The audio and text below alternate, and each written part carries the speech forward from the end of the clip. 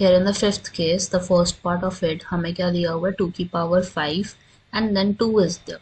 तो यहाँ पे हमारा कौन सी लॉ ऑफ एक्सपोनेंट लग सकता है कि हमारी पावर से पावर ऐड हो जाती मल्टीप्लाई हो जाती है. सो 5 into 2 would be 10. 7 का 3 एज इट इज रहेगा. 8 की पावर 3 है ना, 8 को हम कैसे लिख सकते हैं? 8 is equivalent to 2 into 2 into 2 which is nothing but 2 की पावर 3. तो आप 8 को कैसे रिप्लेस करने वाले हो? You will be replacing 8 with 2 की power 3 and power would be 3. और सेकेंड टर्म आपकी क्या? 7 की power 1 is the. So first number is 2 की पावर 10, 7 की पावर 3 और नीचे क्या हमारे पास? 3 into 3. 2 की पावर कितनी हो गई? 9 and then we have the 7 की पावर 1. अब जो 2 वाले हैं हमारा दे आर इन डिविजन. तो आपकी बेसिस तो सेम है बट पावर्स आर डिफरेंट. तो डिवीजन में क्या होता है हमेशा? You need to subtract the powers. 7 की पावर क्या हो जाएगी? 3 minus 1. सो 2 की पावर 1, 7 की power 2 would be the answer for the first part. Second situation में हमारे पास 25 है. 25 को आप कैसे लिखोगे? 5 का square. 25 can be written as 5 square. Second term 5 square है, एज इट इज हो गया. टी की पावर 8 है. डिवीजन में आपकी 10 की पावर 3 है एंड टी की पावर इज 4. अब सबसे पहले बात आती है कि हम 5 को तो रिड्यूस कर नहीं सकते किसी और नंबर में, बट 10 को जरूर कर सकते हैं. 10 को आप कैसे लिख सकते हो? 2 क्रॉस 5, क्योंकि 2 into 5 भी हमारा 10 ही होता है और 10 भी 10 ही है. ठीक है. तो अकॉर्डिंग टू दिस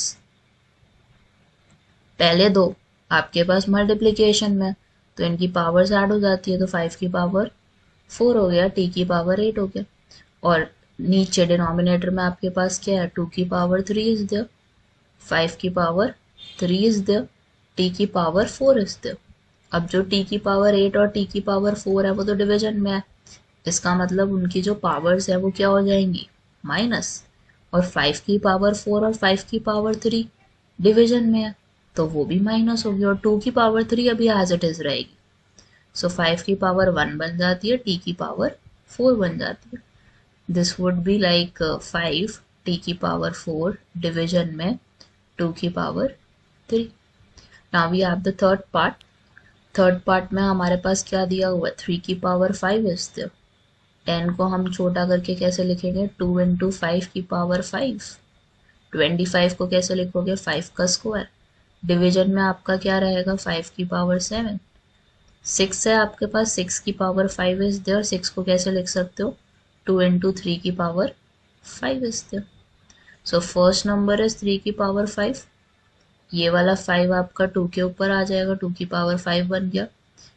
ये वाला 5 आपका 5 के ऊपर आ जाएगा, 5 की पावर 5 बन गया.